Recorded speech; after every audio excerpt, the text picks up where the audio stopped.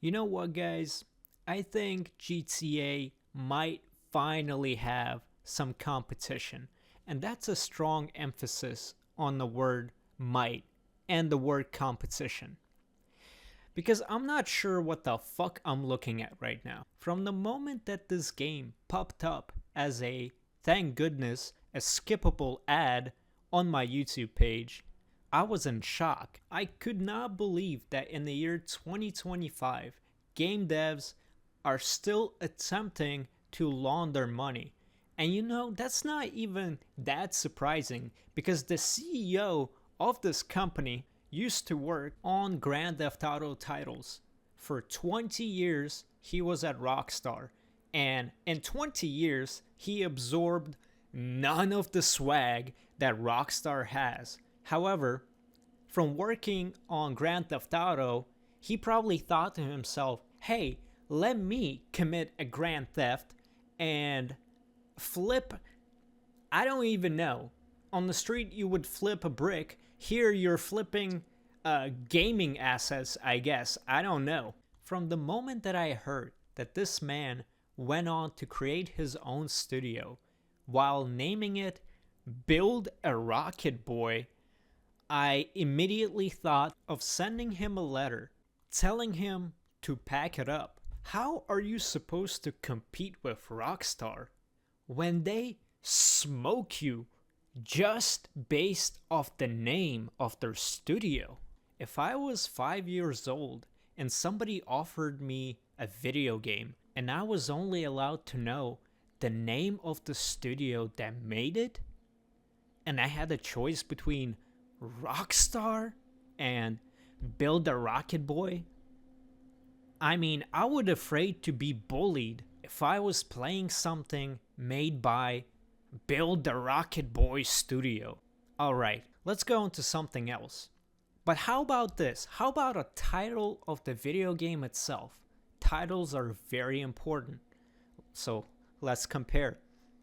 On one hand, we have Grand Theft Auto. The swag is just pouring out of the air when you say Grand Theft Auto. Just the way these syllables mix together puts goosebumps on my skin.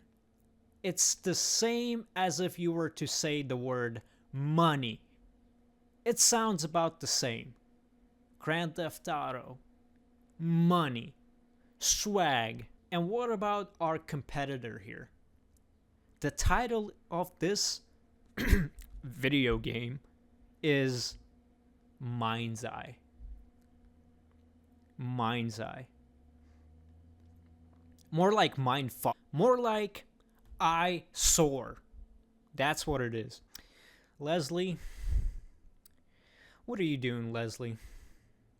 What are you doing? Like, genuinely, what are you doing? What are you doing? Are you at the office?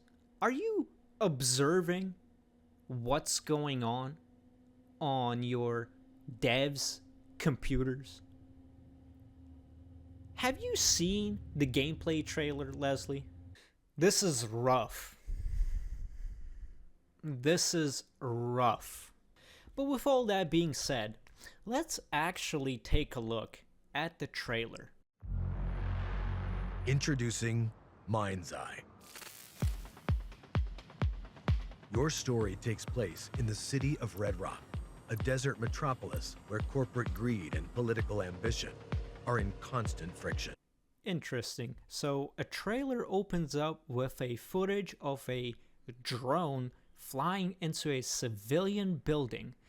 Alright. You ever wonder why developers choose to fly in between the buildings and in between the trees whenever they're capturing aerial footage for their trailer? Well, it's partially because so that people like me wouldn't sit here and wonder, why is there a drone heading into a civilian building at 50 miles per hour? Sadly, the footage cuts off before we see an absolute cardboard of a mesh smack another.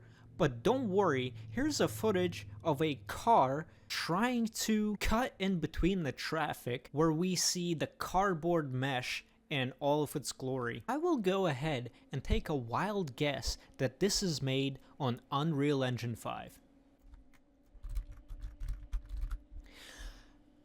It's made on Unreal Engine 5. But hey, you would say, what about the plot?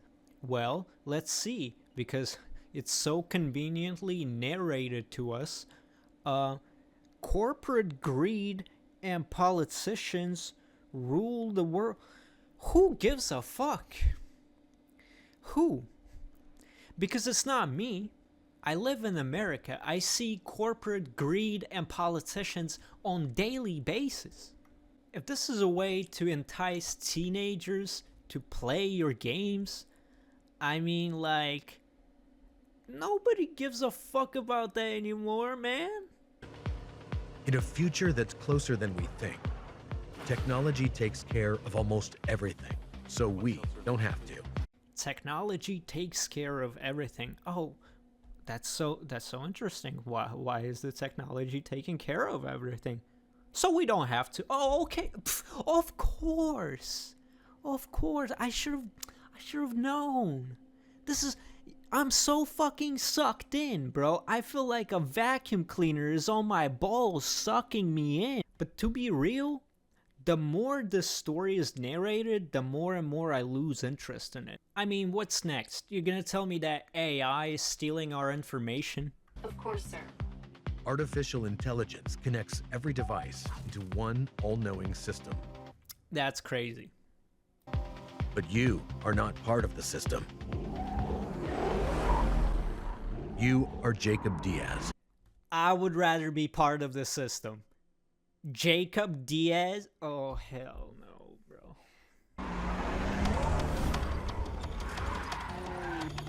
What starts out as a personal quest as you step into the lead role in a conspiracy involving criminal forces, an unchecked military, and a threat so sinister it endangers the survival of humanity. Before I show you this clusterfuck of a gameplay, let me give you a quick rundown on how to introduce a character. Now, the time frame here is very short, so you want to make your character capture attention immediately. Make him look baller. Give him an interesting trait like long white hair or purple eyes. Have him be in the middle of a battle or doing something interesting or shooting a one-liner, showing off his equipment. A Mexican driving a truck is something that I see on daily basis. But you know what I don't see on daily basis is this absolute clusterfuck of a crosshair. This crosshair, you know why I don't see this crosshair on daily basis? Is because this crosshair is from 2005. You know what else is from 2005? Check out this minimap and look, an explosive barrel.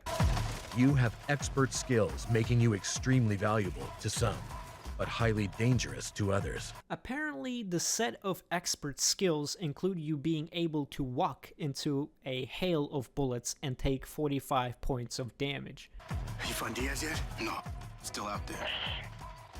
When we find him, I'm the one who ends him. Boss has a better idea. Remember that girl, the hacker? Yeah, Robin Hood. Turns out she's been holed up downtown in some kind of safe house. Can you drive? Can you shoot? Anyways, after introducing the main character, showing us the gameplay. Oh, my bad. I meant to say showing us the character did I say character models? I meant dumping a large amount of plot that nobody knows about in the span of 30 seconds. Developers decide to showcase a set piece that not a single gamer has ever seen before. Of course, I'm talking about good, old, reliable car chase.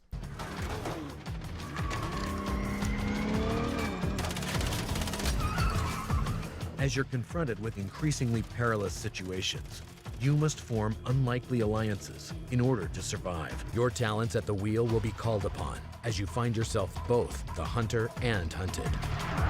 You know, with the amount of information they packed in those 30 seconds, I came out the other end not understanding absolutely what the fuck is going on. Why are we in the middle of the street gunning people down?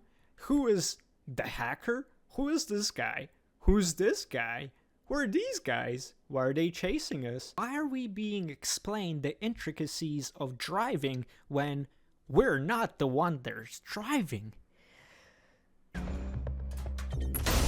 You know, I really wish the main character just died right then and there. That would have made for a better story. And no, before you ask, I did not splice this trailer together. On the frame before that, we had a car chase through the streets, and on the next frame, we have a guy opening a locker and blowing the fuck up.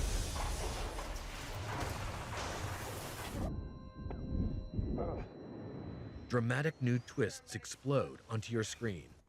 He is not lying. Dramatic new twists truly do explode on my screen, because in no way I expected a car chase lead into a random pipe bomb explosion in somebody's face. This game truly takes me by surprise, because this next sequence just blew my mind. I never have foreseen something like this in a single Grand Theft Auto game.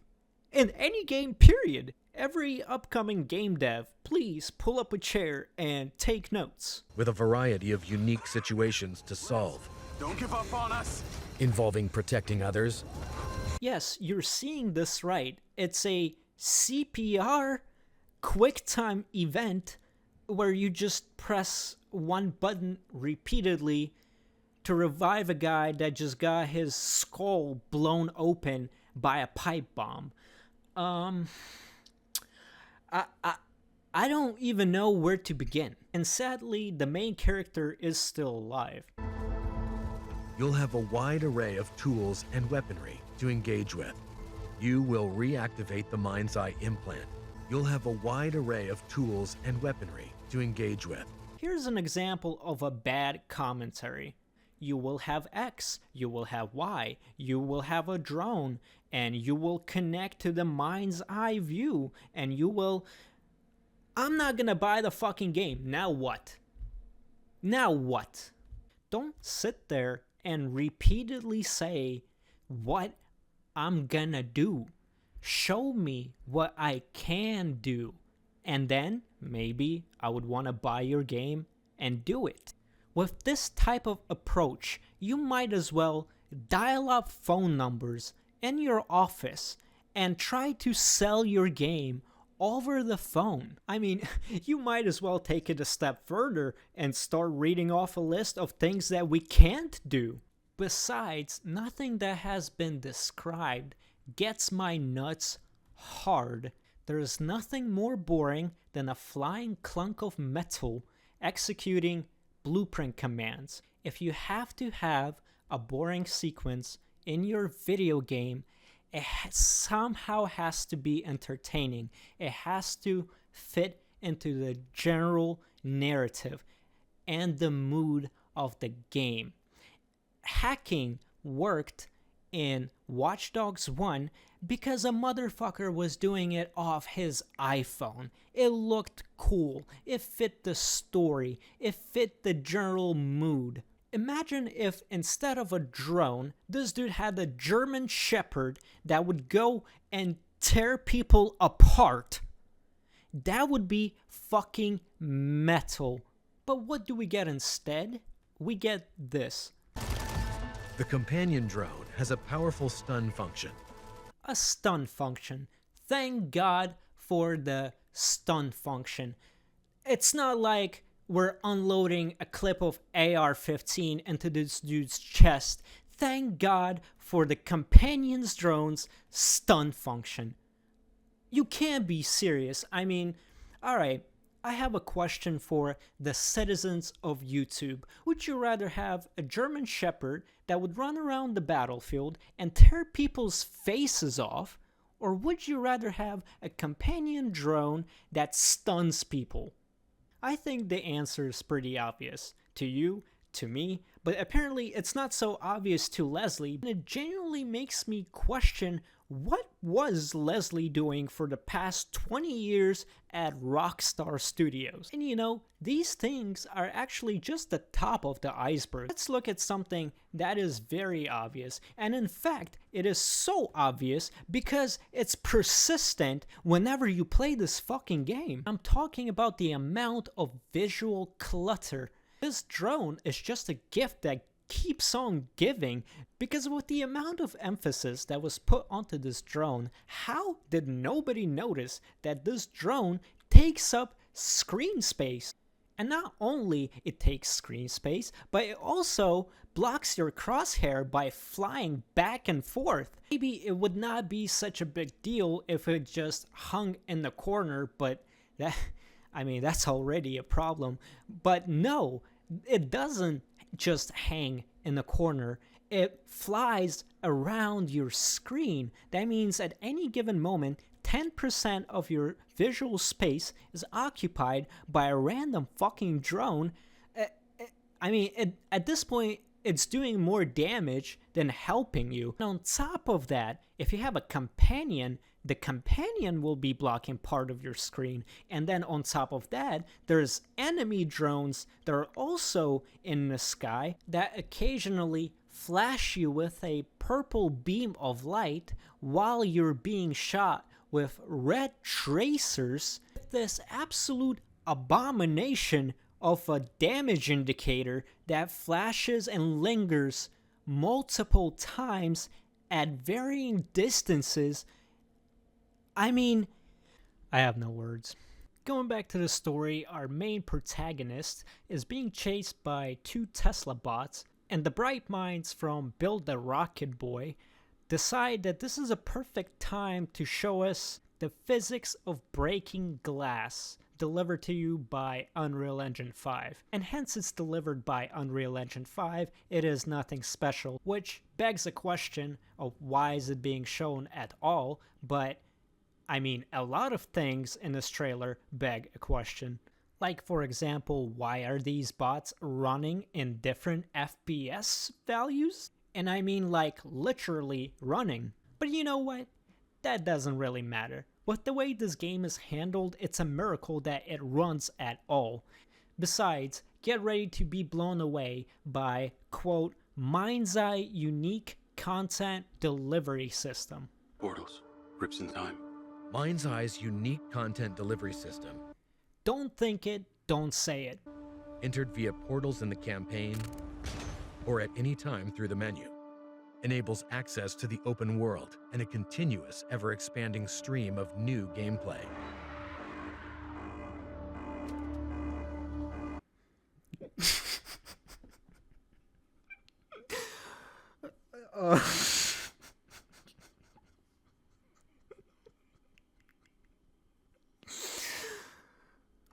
Okay, excuse me, but what the actual fuck?